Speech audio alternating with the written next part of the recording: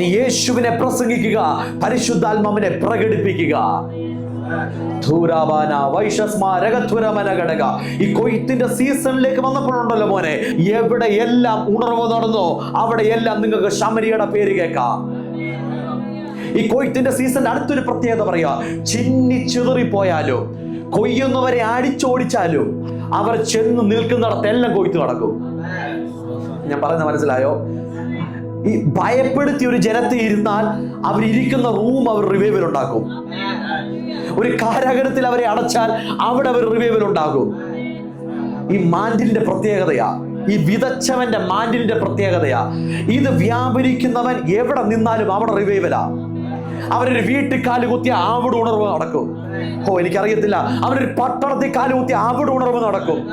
അവനൊരു റെയിൽവേ സ്റ്റേഷനിൽ കാലുകുത്തിയ അവിടെ റിവൈവൽ നടക്കും. അവനൊരു എയർപോർട്ടിൽ കാലുകുത്തിയ അവിടെ റിവൈവൽ നടക്കും. ഞാൻ കഴിഞ്ഞ ആഴ്ച പറഞ്ഞതുപോലെ ഒരു പട്ടണത്തിൽ ചുമ്മാ കയറി ഇറങ്ങിയാലും അവിടെ റിവൈവൽ നടക്കും. കൊയ്ത്തിന്റെ യജമാനനോട് കൊയ്ത്തിന്റെ വേലക്കാരെ അയക്കേണ്ടതിന് വേണ്ടി ഈ ദിനങ്ങളിൽ പ്രാർത്ഥിച്ചാട്ട്. എനിക്കറിയത്തില്ല, പരിശുദ്ധാത്മാവ് ചിലരെ കൈവച്ച് ഈ ദിവസങ്ങളിൽ വേർതിരിക്കുന്ന ദിവസങ്ങളായി മാറാൻ പോകുകയാ. നിന്റെ സമ്പത്ത് വർദ്ധിപ്പിക്കുവാൻ മാത്രമല്ല, നിന്നെ അനുഗ്രഹിക്കപ്പെടുവാൻ മാത്രമല്ല, ഈ പരിശുദ്ധാത്മാവിനെ ദൈവം നിന്റെ മേൽ പകർന്നത് അനേകരെ കൊയ്തെടുക്കേണ്ടതിന് വേണ്ടി, പട്ടണങ്ങളെ കൊയ്തെടുക്കേണ്ടതിന് വേണ്ടി, അല്ലെങ്കിൽ നിനക്ക് ലീഡറാകുവാൻ വേണ്ടി മാത്രമല്ല, ദേശങ്ങളെ കൊയ്തെടുക്കേണ്ടതിന് വേണ്ടി അവൻ നിന്റെ മേലൊരു പരിശുദ്ധാത്മാവിനെ പകർന്നിരിക്കുകയാ. നീ നിൽക്കുന്നത് ഒരു ജയിച്ച മാൻഡില്ല കേട്ടോ.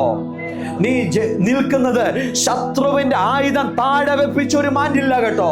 നീ നിൽക്കുന്നത് ഹല്ലേലൂയ സകലത്തെ ജയിച്ച് ഉന്നതകളിൽ വാഴുന്ന ഒരുത്തന്റെ മാൻഡില്ല കേട്ടോ. ആ പുതപ്പ് നിനക്കുള്ളിടത്തോളം കാലം നിന്റെ കൊയ്ത്ത് വളരെ സിമ്പിൾ ആയിരിക്കും. എനിക്കറിയത്തില്ല, കൊയ്യാൻ വേണ്ടി ദൈവം ഒരു ജനറേഷനെ സജ്ജരാക്കിക്കൊണ്ടിരിക്കുകയാ.